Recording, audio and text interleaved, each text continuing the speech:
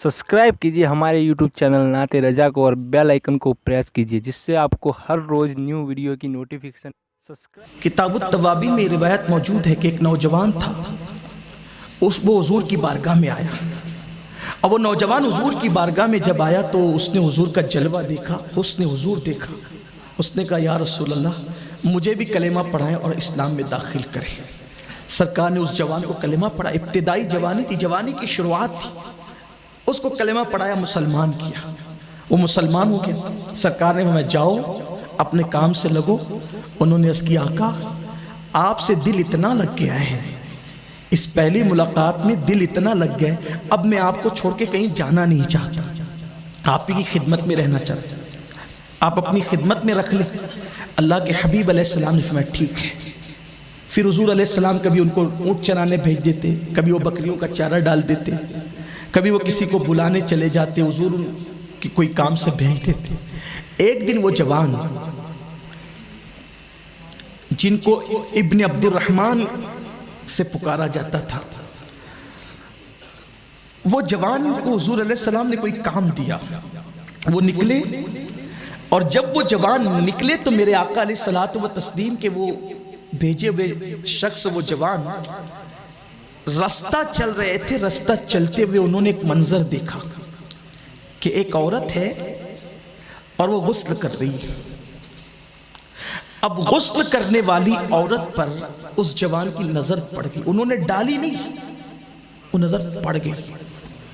और अहादीस में है, और बहुत कई अहादीस में, एक दो नहीं कई अहादीस में, कि अगर अचानक किसी ऐसे मंजर पर नजर पड़ जाए, किसी ऐसे मंजर पर जिस मंजर को देखने से अल्लाह रसूल ने मना किया है, और उस मंजर से आप नजर फेर लें, तो वो गुनाह नहीं होता, वो गुनाह नहीं है, बल्कि वो खुद नेकी है।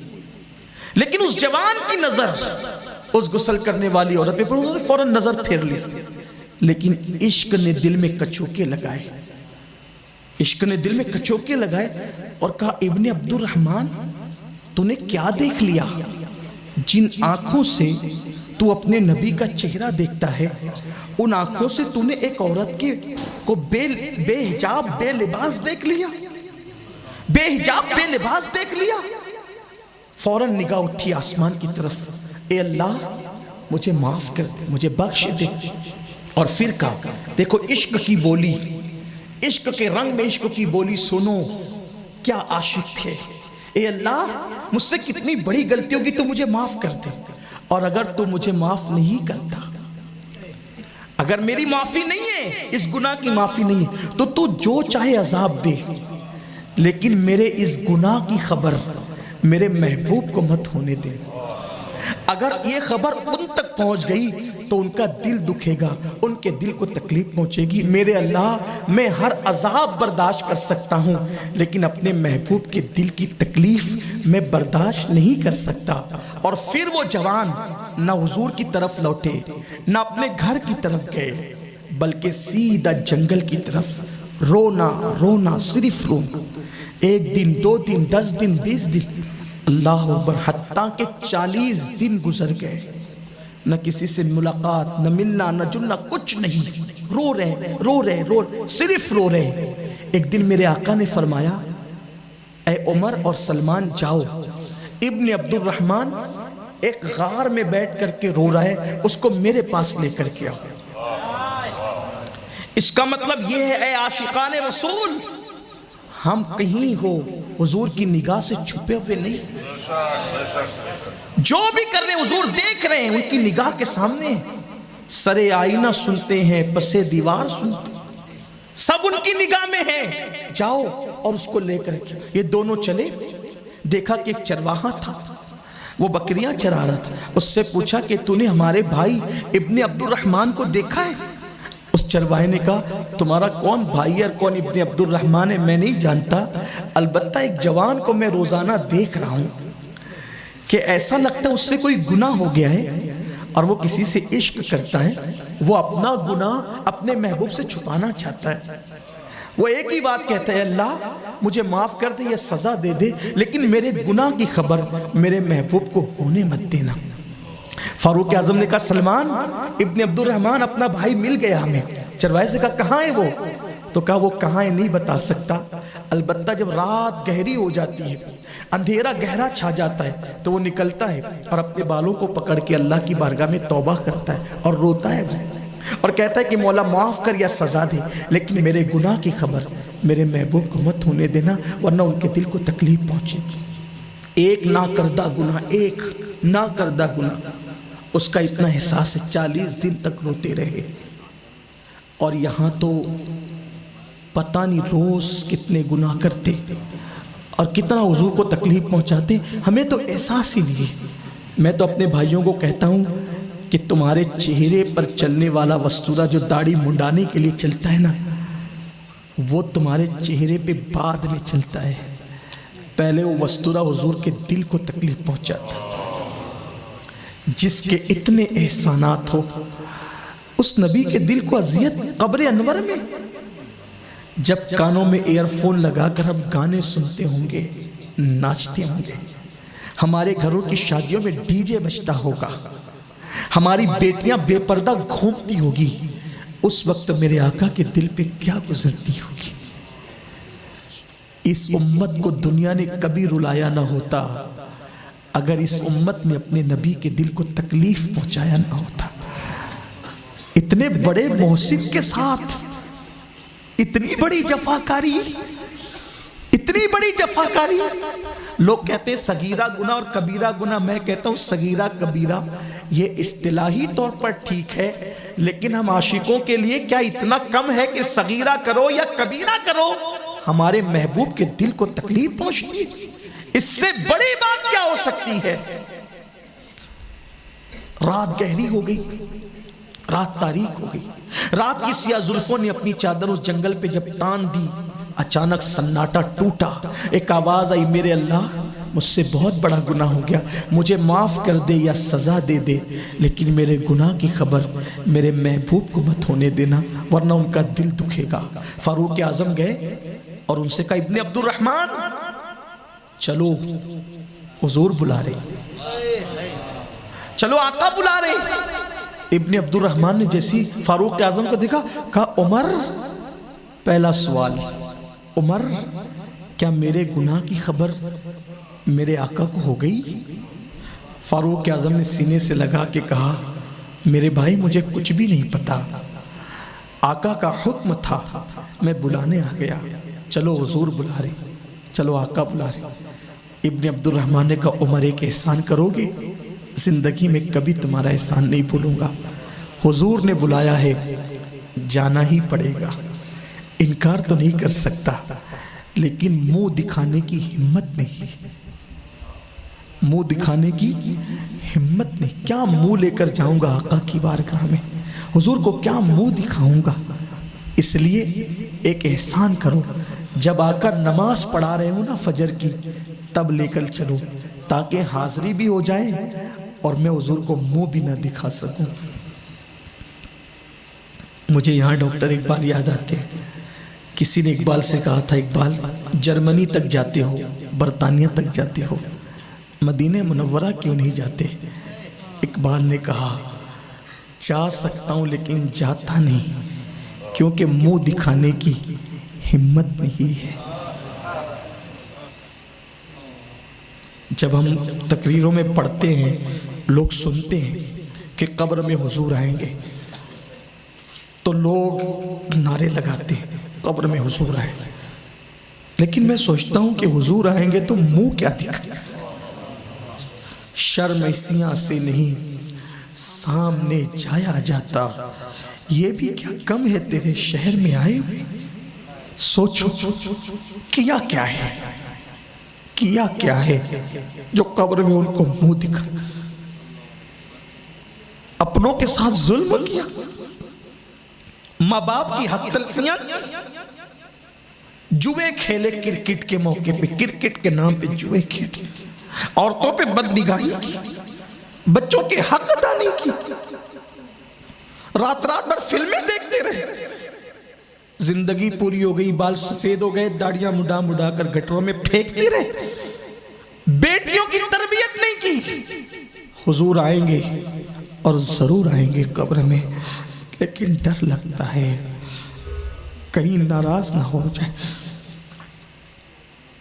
کہیں ناراض، بہت نازک ہے طبیعت۔ جگر مراد آبادی نے کہا تھا اس امت آسی سے نہ منہ پھیر خدایا، نازک ہے بڑی غیرت سلطان مدینہ۔ بہت طبیعت نازک ہے، بہت۔ کوئی الٹے ہاتھ سے ناک صاف کر لیتا تھا تو بھی ناراض ہو جاتے تھے۔ میں سوچتا ہوں کہ الٹے ہاتھ سے کوئی ناک صاف کر لے تو اس پہ ناراض ہو جاتے تھے۔ ہم نے کیا کچھ نہیں کیا۔ کبھی سوچا آخر قبر ہے، کوئی نہیں آئے گا قبر میں، کوئی نہیں۔ کب تک ہم ایک دوسرے کو دھوکہ دیں گے، جھوٹ بولیں گے، مال کمانے کے چکر میں مکر و فریب کریں؟ کچھ تو آخرت کی فکر کرو، کچھ تو ان کو منہ دکھانے کی فکر کرو۔ ایک بہت بڑے بزرگ تھے امام یوسف نبہانی رحمت اللہ علیہ، ان کی بیوی نے 70 سے زیادہ مرتبہ خواب میں حضور کا دیدار کیا۔ ان کی بیوی نے جب مدینہ منورہ جاتے تھے تو دروازے پہ کھڑے ہو کر کے سلام پڑھتے تھے، اندر نہیں جاتے تھے۔ کسی نے کہا سرکار آپ اتنے بڑے مجدد ہیں، وقت کے اندر کیوں نہیں جاتے؟ فرماتے کتوں کا کام چوکھٹ پہ ہوتا ہے، گھر میں نہیں ہوتا، ہماری اوقات ہی کیا ہے۔ یہ تھی ان کی حال۔ صدیق اکبر حضور کی بارگاہ میں جاتے تھے تو منہ میں پتھر رکھ کر جاتے، منہ میں پتھر رکھ کے جاتے تھے، آواز بلند نہ ہو جائے۔ یہ تھا عاشقوں کا حال۔ ہم نے کیا کیا ہے؟ بہرحال اللہ لاج رکھے۔ میں تو کہتا ہوں کہ اللہ، محشر کا امتحان تو اپنی جگہ ہے، محشر سے بڑا امتحان قبر کا امتحان ہے۔ اس لیے کہ تجھے منانا ہو تو محبوب کو لے آئیں گے، لیکن محبوب ہی روٹ جائے، وہی ناراض ہو جائے تو کہاں جائیں، کس کے پاس جائیں؟ رحم کرو اپنے حال پہ۔ وہ جناب ابن عبد الرحمن کہتے ہیں عمر منہ نہیں دکھا سکتا ان کو، آؤں گا ضرور، منہ نہیں دکھا، کیونکہ ہو گیا ہے بہت بڑا گناہ۔ حالانکہ وہ گناہ ہی نہیں تھا، وہ گناہ ہی نہیں تھا، لیکن احساس۔ اللہ اکبر۔ فاروق اعظم صبح کا انتظار کرنے لگے، صبح ہوئی، فجر کا وقت آیا، ان کو پکڑ کے، چلنے کی طاقت بھی نہیں تھی، 40 دن سے نہ کھایا تھا نہ پیا تھا، چلنے کی طاقت بھی نہیں تھی، لے گئے۔ جیسی حضور علیہ السلام کی قرت کی آواز ان کے کانوں میں آئی، چیخ مارا، بے ہوش ہو کے زمین پہ گر پڑے۔ عاشقی بے غیرتی کے ساتھ سب کریں، ہم سب کریں، میں بھی اور آپ بھی، میں کچھ الگ نہیں آپ سے، سب کریں، ان کا دل دکھائیں، پھر دھڑلے سے تھی سینہ تان کہ ہم تو عاشق رسول۔ عاشق وہ تھی، ایک ناکردہ گناہ پر اتنا احساس، اتنا احساس، بے ہوش ہو گئے، چیخ مار کے زمین پہ گر پڑے۔ حضور کی نماز مکمل ہوئی، سرکار نے کہا ابن عبد الرحمن کہاں ہے؟ کہا حضور وہ تو بے ہوش پڑا ہے۔ سرکار نے ان کا ہاتھ پکڑا، پیشانی پہ ہاتھ رکھا۔ حضور کے ہاتھ بڑے ٹھنڈے ہوا کرتے تھے صلی اللہ علیہ وسلم۔ ہاتھوں کی ٹھنڈک پائی، آنکھ کھولی، پہلا سوال، آقا میرے گناہ سے آپ کا دل تو نہیں دکھانا؟ میں سوچتا ہوں کہ میرے آقا نے فرمایا جس نے ماں باپ کا دل دکھایا، مرتے وقت اس کی زبان پہ کلمہ نہیں آئے گا۔ ہائے ہائے، جو ماں باپ کا دل دکھائے اس کی زبان پہ موت کے وقت کلمہ نہیں آئے گا۔ ہم نے تو نبی کا دل دکھایا ہے۔ اللہ ہمارے حال پہ رہے۔ یا رسول اللہ، آپ ہماری اس محفل کو دیکھ رہے، ہمارا ایمان ہے، آپ ہمیں معاف کر دیں۔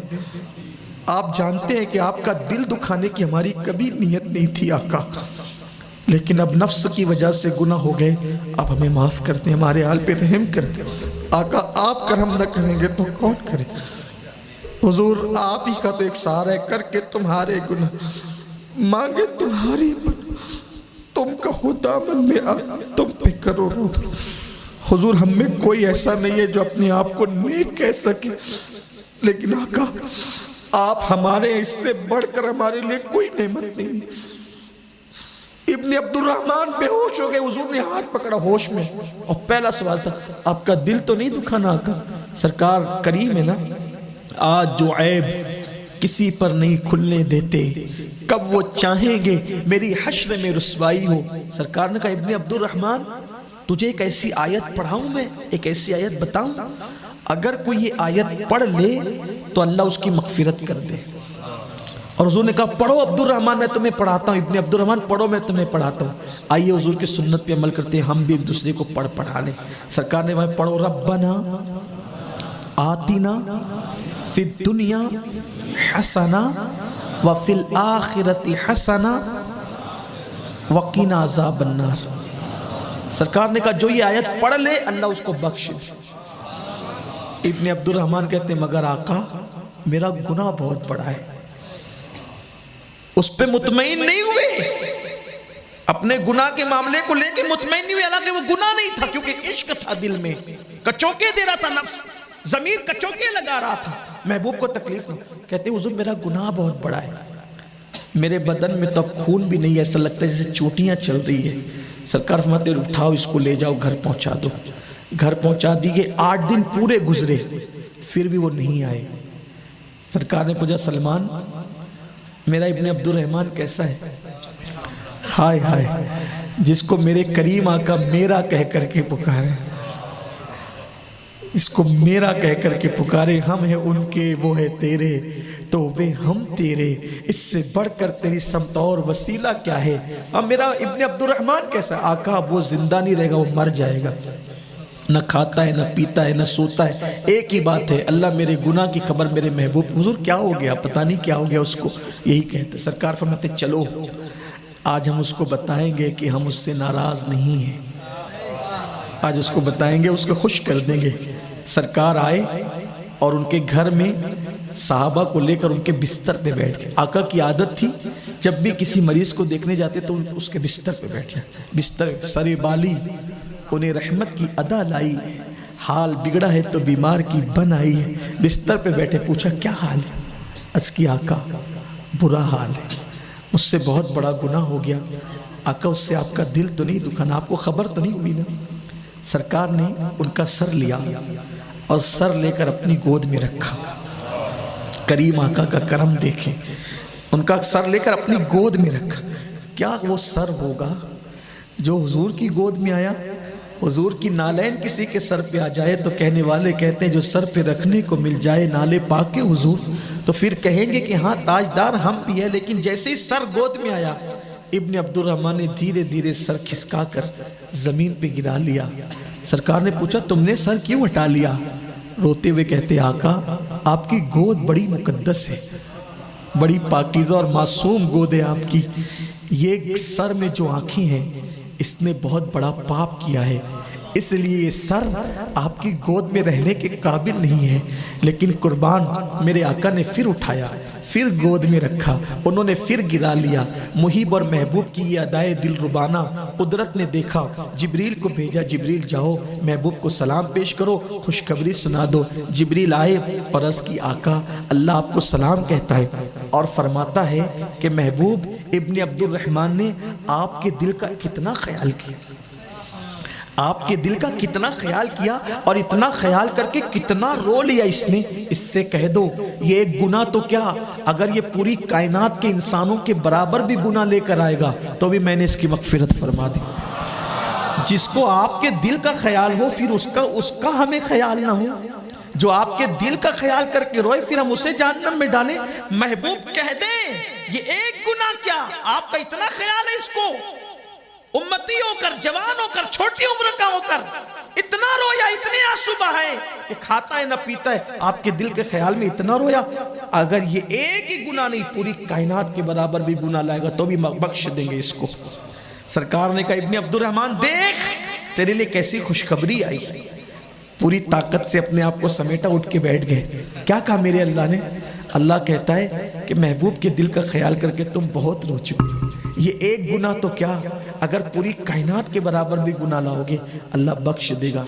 پھر عشق نے انگڑائی لی اور چیخ ماری، یہ کہتے ہوئے زمین پہ گر گئے میں نے کیا کیا اور میرے اللہ نے کیا کیا.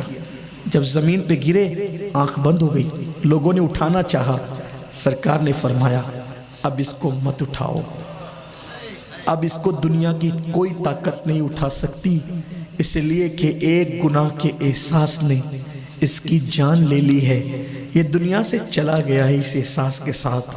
اسے غسل دو، کفن پہناؤ، میں اس کے جنازے میں خود آؤں گا، اس کے جنازے میں خود شریک ہوں گا۔